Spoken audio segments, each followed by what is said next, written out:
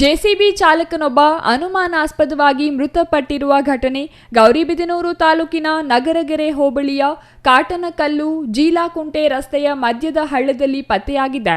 30 ವರ್ಷದ ಶ್ರೀಧರ್ ಬಾಬು ಮೃತ ವ್ಯಕ್ತಿಯಾಗಿದ್ದು, ವೃತ್ತಿಯಲ್ಲಿ ಜೆಸಿಬಿ ಚಾಲಕನೆಂದು ತಿಳಿದುಬಂದಿದೆ.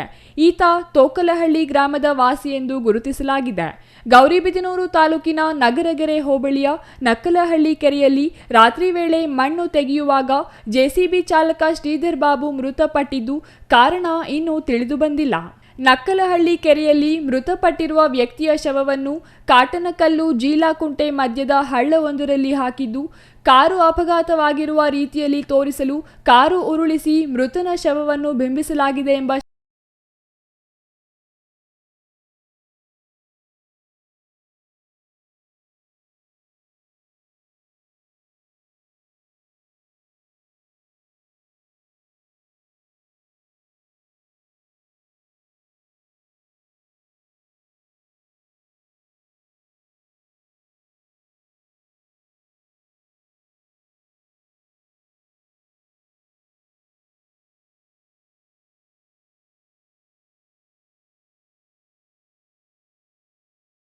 ಮೃತನ ತಲೆ ಸಂಪೂರ್ಣವಾಗಿ ಜಜ್ಜಿ ಹೋಗಿದ್ದು, ಘಟನೆಯ ಬಗ್ಗೆ ಪೊಲೀಸರ ತನಿಖೆಯಿಂದ ಸತ್ಯಾಸತ್ಯತೆ ಹೊರಬರಬೇಕಿದೆ.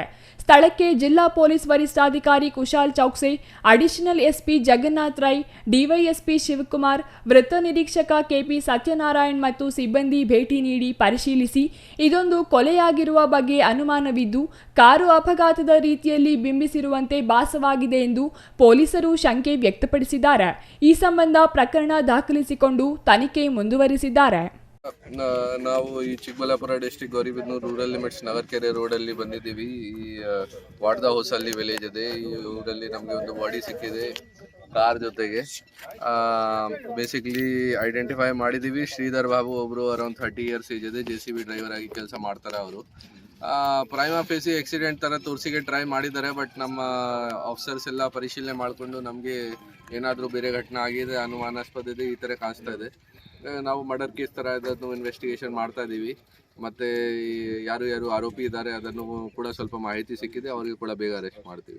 ನಮಗೆ ಡೌಟ್ ಇದೆಯಾ, ಅನುಮಾನಾಸ್ಪದ ಇದೆ, ನಾವು ಮರ್ಡರ್ ಥರ ಇನ್ವೆಸ್ಟಿಗೇಷನ್ ಮಾಡ್ತಾ ಇದ್ದೀವಿ. ಮರ್ಡರ್ ಥರ ಅದನ್ನು ರಿಜಿಸ್ಟರ್ ಮಾಡಿಕೊಂಡು ಅದೇ ಥರ ಮರ್ಡರ್ ಇನ್ವೆಸ್ಟಿಗೇಷನ್ ಮಾಡ್ತೀವಿ ಕೇಸು.